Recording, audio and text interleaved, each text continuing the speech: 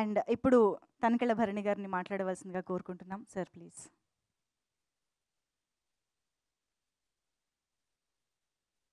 నమో వాసుదేవాయ.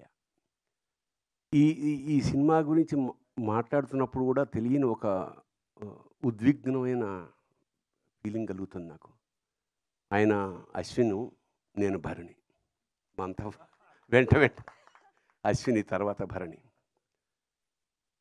గీతా ఆర్ట్స్ అల్లు రామలింగయ్య గారు గొప్ప కమ్యూనిస్టు. గీతా ఆర్ట్స్ ఎందుకు పేరు పెట్టారో ఉత్తరోత్తర అల్లు అరవింద్ గారు వివరించారు. ఏదైనా గీతా సారాంశం ఏంటంటే మంచి కర్మకి మంచి ఫలితం తప్పకుండా లభిస్తుంది. వెరీ సింపుల్, అంతకన్నా ఏం లేదు. అలాగే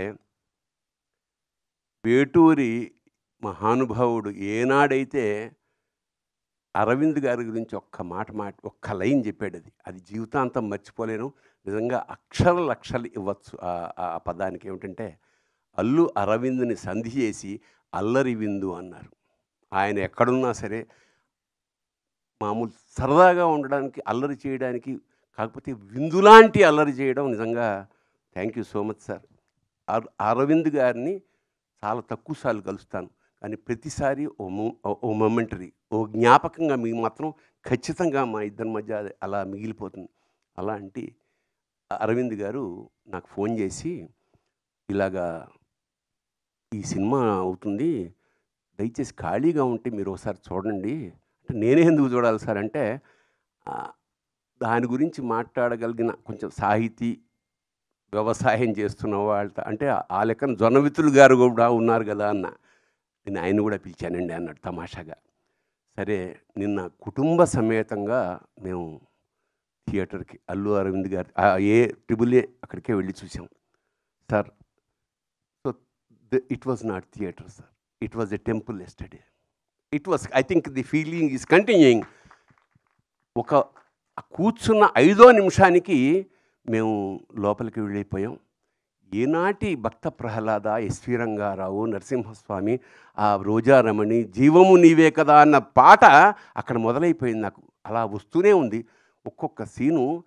ఇది సినిమా తీశారా లేకపోతే సాక్షాత్కారం జరుగుతోందా మాకు అర్థం కాలేని ఒక అద్భుతమైన లోపలికి వెళ్ళిపోయాం.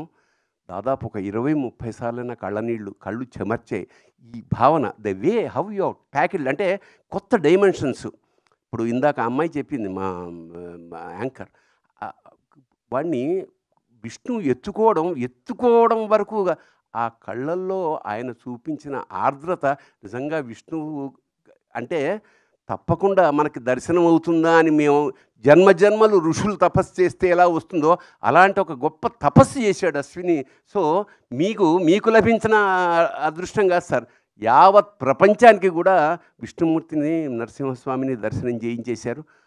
ఆ చివరి మూమెంట్ ఏదైతే ఉందో ఆ 20 నిమిషాలు అంటే సభాముఖంగా మేము పిలవడానికి కూడా కారణం ఇది పూర్వజన్మల పుణ్యం. ఈ సినిమా చూడడం యోగం అన్నమాట.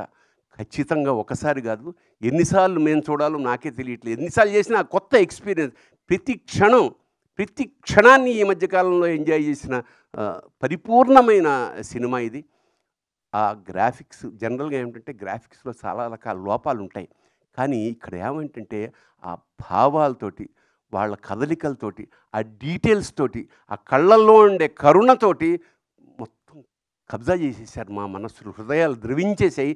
ఇంకా చివరికి ఇది మహావతారం ఎందుకని పెట్టారా, అవతారమే కదా అంటే నిజంగా అంత పెద్ద నారసింహుణ్ణి నా జీవితంలో చూశారు. కానీ స్క్రీన్ అంతా నిండిపోయి విశ్వరూప సందర్శనం ఏకకాలంలో ఎలా జరిగితే ఎలా ఒళ్ళు గగరు పుడుతుందో అలా ఒక ఉద్వేగానికి లోనైపోయాం.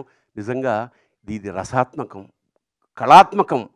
ఇంకోటంటే ఒక్క విషయం చెప్పాలి, ఇది తీసిన వాళ్ళు, చేసిన వాళ్ళు, రాసిన వాళ్ళు, తీసిన వాళ్ళు, చూసిన వాళ్ళు కూడా ధన్యులే. అంత గొప్ప అనుభూతిని కలగజేసినగా సార్. నిజంగా ఎప్పుడో తప్ప సినిమాలకి వెళ్ళమండి, ఏదో రెగ్యులర్గా అదే వృత్తి కదా, పెద్ద సినిమా ఏం చూస్తాను అన్న అంటే మిఠాయి కొట్టువాడు మిఠాయికి షాపు తిన్నట్టు. బట్ నిన్న వెళ్ళకపోయి ఉంటే మా జీవితంలో చాలా కోల్పోయి ఉండేవాళ్ళమేమో అనిపిస్తుంది.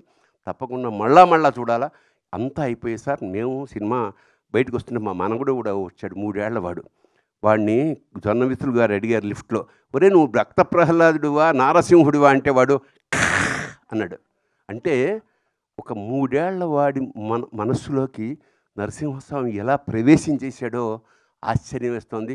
ఈ సినిమా సార్ మీరు 2 ఏళ్ళకి ఒకసారి ప్లాన్ చేస్తున్నారు కదా, I think it will run for 2 years sir continuously. Yes, then only you have to take another project. అట్లాగా I think it's a big project ఇది lord has given you sir.